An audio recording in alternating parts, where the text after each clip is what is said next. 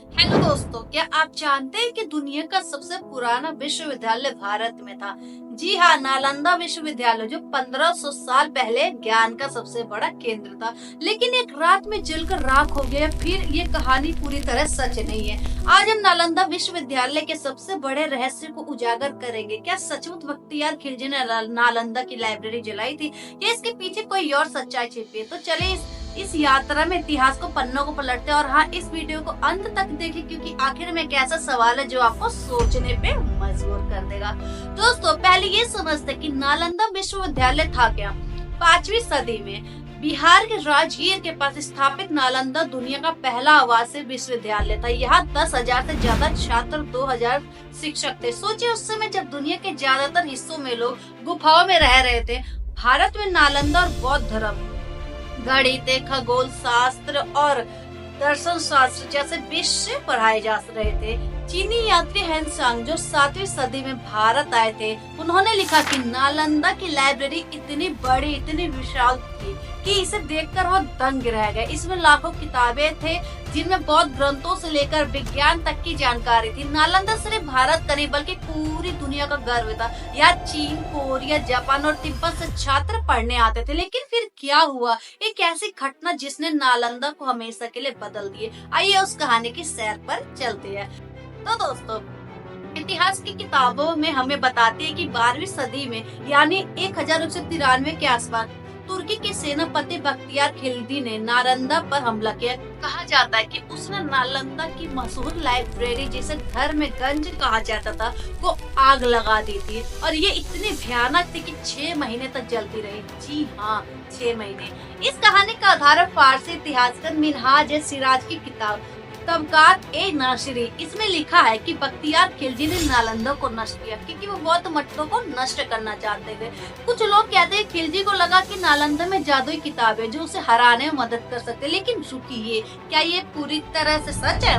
क्योंकि अगर आप गौर करें तो इतने बड़े विश्वविद्यालय को सिर्फ एक हमले में खत्म करना आसान नहीं था। और कुछ इतिहासकार इस कहानी पर सवाल उठाते। चलिए अब इस कहानी को गहराई में जाते हैं। दोस्तों, अगर हम गहराई में जाए तो नालंदा के खत्म होने की कहानी, पतन की कहानी उतनी सरल नहीं थी। कुछ मॉडर्न इतिहासकार जैसे D.N. झा और उपिंदर सिंह कहते हैं कि नालंदा का पतन धीरे धीरे हुआ। कैसे? आइए कुछ तथ्यों पर नजर डालते हैं। बौद्ध धर्म का कमजोर होना। 8वीं सदी से बौद्ध धर्म भारत में कमजोर होने लगा था। हिंदू धर्म और जैन धर्म का प्रभाव बढ़ रहा था और नालंदा को मिलने वाली फंडिंग कम हो रही थी। आंतरिक समस्या है। कुछ दस्तावेज बताते कि नालंदा में मठवासियों के बीच आपसी झगड़े बढ़ रहे थे। इससे विश्वविद्यालय की व्यवस्था कमजोर हो रही थी। अन्य हमले। बख्तियार खिलजी से पहले भी गौड़ और अन्य स्थानीय राजाओं ने नालंदा पर हमले किए थे। और सबसे बड़ा सवाल, क्या लाइब्रेरी वाकई 6 महीने तक जली?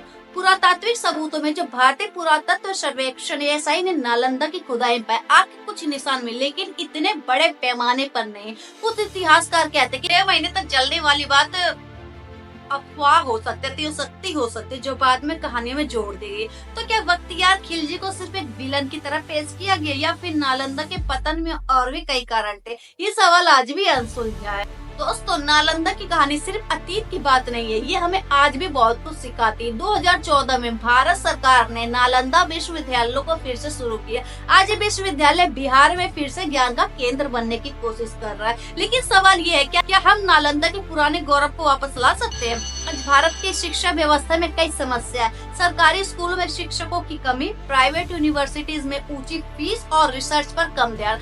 नालंदा हमें सिखाते कि अगर हम शिक्षा को प्राथमिकता दे तो भारत फिर से दुनिया का ज्ञान केंद्र बन सकता है। लेकिन इसके लिए हमें इतिहास से सीखना होगा। नालंदा का पतन सिर्फ एक हमले की वजह से नहीं हुआ, बल्कि समाज में बदलाव, फंडिंग की कमी और एकता की कमी ने इसे कमजोर किया। आज हम वही गलतियां तो नहीं दोहरा रहे, है ना?